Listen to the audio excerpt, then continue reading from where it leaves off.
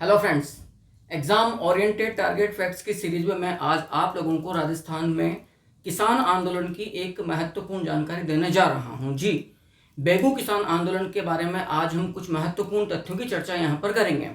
1921 से लेकर 1923 ईस्वी तक जिला चित्तौड़ में बेगू किसान आंदोलन का आयोजन विजय सिंह पथिक के दिशा निर्देश पर राम नारायण जी चौधरी जी के नेतृत्व में संपन्न हुआ था।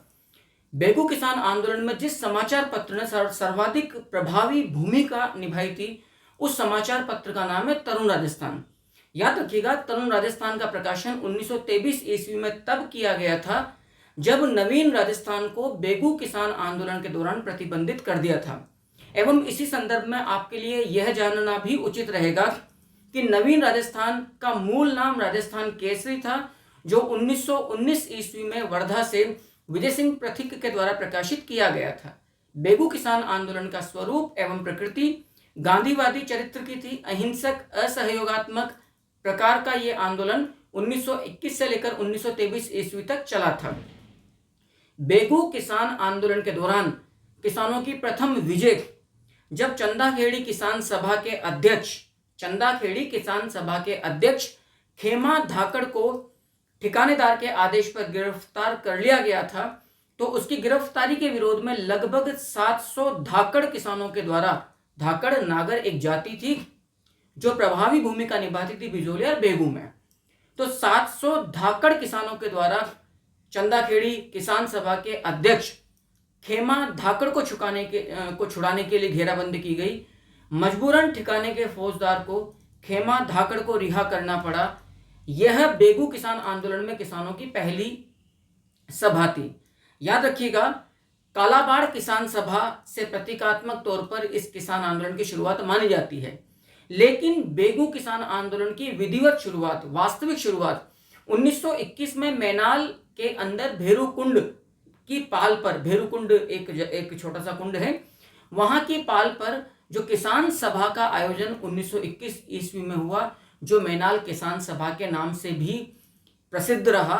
उस किसान सभा में जो निर्णय लिया गया कि हमारा एक प्रतिनिधि मंडल अजमेर में जाके विजय सिंह पथिक से मुलाकात करेगा, यहीं से बेगू किसान आंदोलन की विधिवत शुरुआत मानी जाती है। बेगू किसान आंदोलन का केंद्र रायता गांव था एवं याद रखिएगा, सबसे अधिक बेगू किसान आंदोलन में किसानों पर सर्वाधिक अत्याचार रावड़दा ठाकुर के द्वारा किया गया था। 16 मई 1921 ईस्वी को मैनाल किसान सभा के द्वारा लिए गए निर्णय के विरोध में ठिकानेदार के आदेश पर मंडावरी गांव में अत्याचार किया गया किसानों पर। तो मंडावरी गांव अत्याचार हुआ 16 मई 1921 को। बाद में 21 मई 1921 को राशमी परगने चित्तौड़ जिले में किसानों की एक सभा होती है, जिसने प्रतीकात्मक तौर पर ठिकानेदार को चुनौती प्रदान करी। इसका असर यह निकला कि 2 फरवरी 1922 ईस्वी को संपूर्ण मेवाड़ के इतिहास में प्रथम ठिकाना किसान समझौता हुआ, जो पारसोली समझौते के नाम से जाना जाता है। याद रखिएगा, पारसोली किसान समझौता AGG मिस्टर रॉबर्ट हॉलैंड की मध्यस्थता से संपन्न हुआ था। जून 1922 में ठाकुर रावत अनूप सिंह एवं बेगू किसानों के मध्य में विजय सिंह पथिक की मध्यस्थता से जो समझौता हुआ, उसको विजय सिंह पथिक की उपस्थिति से चिढ़कर रद्द किया गया एवं इस जून 1922 के ठिकाने और किसान समझौते को वॉल्शेविक समझौता कहकर उसका अपमान किया गया। मेवाड़ का बंदोबस्त अधिकारी ट्रेंच 13 जून से लेकर 13 जुलाई 1923 ईस्वी तक पूरे 1 माह तक बेगू में पड़ा रहा और उसने किसानों के प्रतिनिधि मंडल को मिलने का वक्त दिया। पूरे 1 महीने तक किसान का एक भी प्रतिनिधि मंडल, एक भी सदस्य मिस्टर ट्रेंच से मिलने नहीं आया। इसकी वजह किसानों का यह कहना था कि समझौता लिखित में होगा एवं विजय सिंह पथिक या राजस्थान सेवा संघ के राम नारायण जी चौधरी जैसे किसी शिक्षित व्यक्ति की उपस्थिति में होगा, जिसको ट्रेंच सुधारने को, स्वीकार करने को बिल्कुल भी तैयार नहीं था। उल्टे ट्रेंच ने अमृतलाल नामक एक निर्मम कठोर प्रशासक को बेगू का मुंसरिम नियुक्त करके बेगू में ठिकाना मुंसरमात यानी कोर्ट ऑफ वार्ड्स की स्थापना कर दी, अर्थात ठिकाने को राज्य के सीधे नियंत्रण में ले लिया, जिसका असर 13 जुलाई 1923 ईस्वी को प्रातः 5 बजे जिला भीलवाड़ा में गोविंदपुरा गांव में ट्रेंच अमृतलाल के नेतृत्व में जो हत्याकांड किया गया, उसमें 11 किसान शहीद हुए थे, जिनमें सबसे चर्चित नाम रूपाजी धाकड़ और कृपाजी धाकड़ का आता है। गोविंदपुरा हत्याकांड से उपजी निराशा को दूर करने के लिए विजय सिंह पथिक मेवाड़ में प्रवेश के प्रतिबंध के बावजूद हरिजी ब्रह्मचारी के साथ भूमिगत चोरी छुपे रूप में भैंसरोडगढ़ ठिकाने के कुआखेड़ा गांव में डूंगाजी धाकड़ के घर पर पहुंचते हैं और वहां से भूमिगत रहकर बेगू किसान आंदोलन को दिशा निर्देश देते हैं।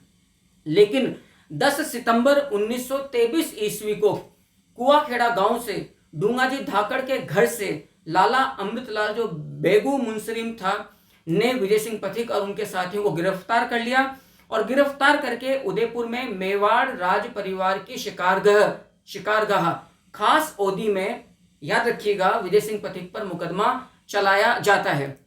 उदयपुर की खास ओदी असल में मेवाड़ राजघराने का शिकारगाह था। खास ओदी के अंदर विजय सिंह पथिक पर जो मुकदमा चलाया गया, उसमें 3 सदस्यीय आयोग था, जिनके निर्णय बिल्कुल पथिक साहब के खिलाफ थे।